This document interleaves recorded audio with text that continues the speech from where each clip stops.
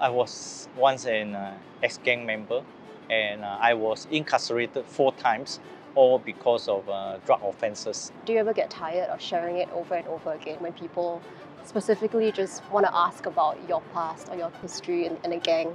Maybe this is my calling, I don't know. But I just hope that by sharing what I have went through, the struggles, the overcome, I hope that might be able to help them in one way or another. Yeah.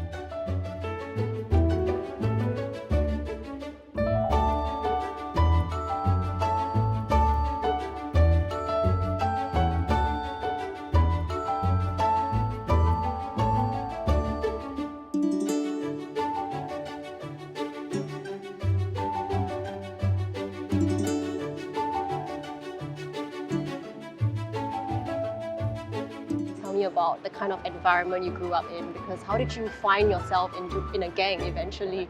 I was being brought up in a dysfunctional family. My father is an opium addict. He came from China.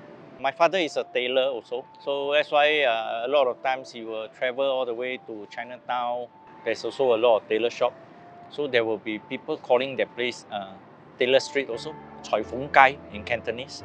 Later it was called Pagoda Street is because of Siri Mariamman Temple. Because of the Gopram, it looks like a pagoda to the Chinese. There is an opium den there, number 34. So that was the time I was exposed to all his activities when I start to know things at the age of 5, 6, 7 years old. My mom cannot tolerate a lot of domestic violence at home. And then my mom decided that, okay, enough. So she left the family when I was 7. So at the age of start from 8 or 9, I have to learn to survive in the street, and I was always bullied in school, neighborhood boys. Somehow one day, my elder brother's friend, he want me to just follow him. Next time if anybody will ask who is my big brother, just say his name. And they stopped bullying me. Never did I know he was one of the terror in the area. I also don't know I joined a gang.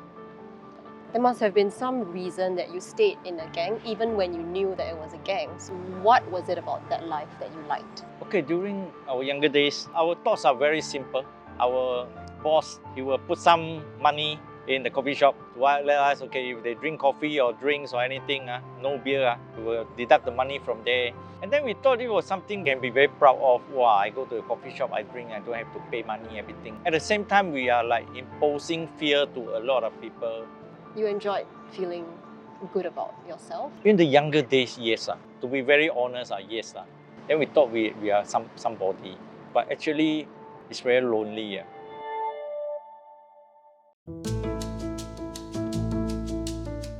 Okay, Alvin, what is the significance of Amara Hotel?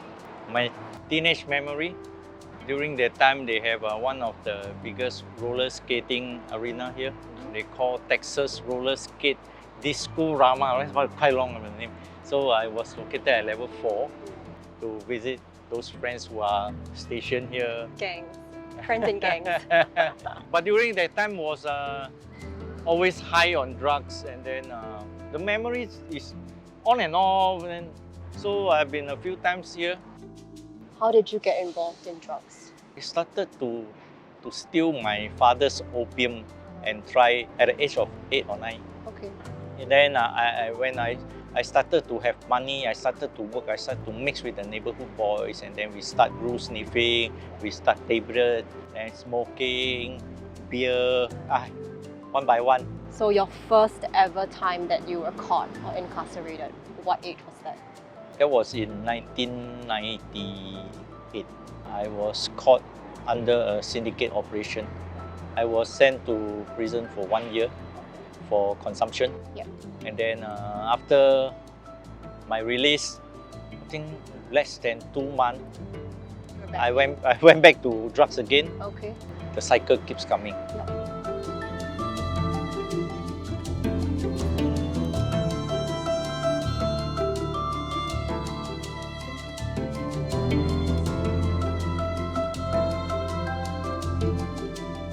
When life comes to an end, that you know that you have lost everything, even trust.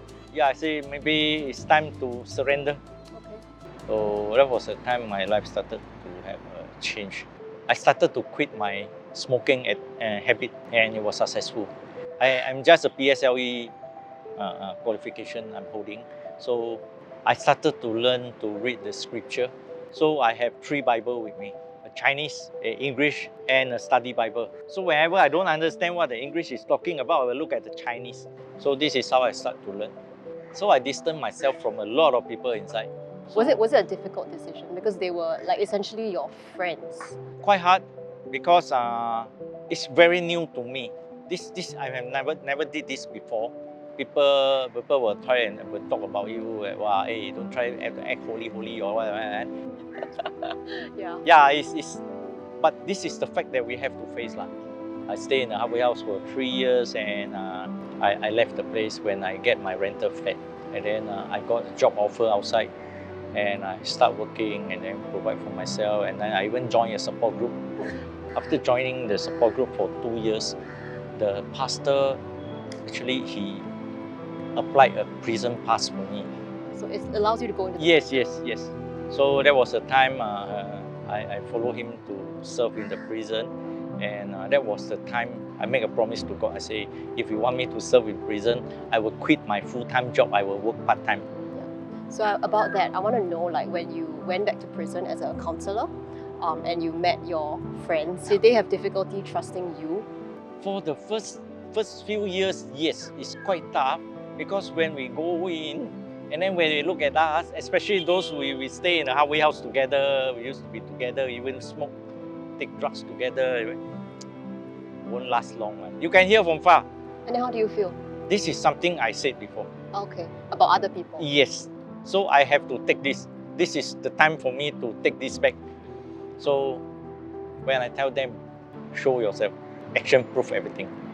So I hold on to that part, and I keep doing. And as years goes by, they saw the changes in me very fast. It's been 10 years already. I've been volunteering in prison. So now I have my own chapel class. I conduct this sister talk, which is a non-religious one for those who are preparing to go out. I remarried my ex-wife in 2016, and before that we have a family meeting. So I asked my boy to come, and then we sit down, and before everything starts, I apologize to them for not being a good father. When they needed me, I wasn't around. So they are happy also. They're happy for us also. So with your life, you have chosen to be a tour guide. What did you have to do to get your license? During that course, it was very challenging. Yep. Because I have to do a lot of research, summarize everything, compile them, and then put inside my brain and try my best to remember them. This is when I started to learn about my Singapore. All my past year, I only know which toilet cubicle is safe. To take drugs? Yes. Today, I have my license. I'm so glad that I can share with visitors from other countries that this is my Singapore. I'm so proud of it. This is a place where I call home. Thank you so much, Alvin, for sharing your story. I know you do it very often, but thank you for being so open. I hope that my life encounter in one way or another can help someone out there who might be in a struggle now. They encounter something which is very similar to mine. There's always resources to help. Just open up and look for the right people.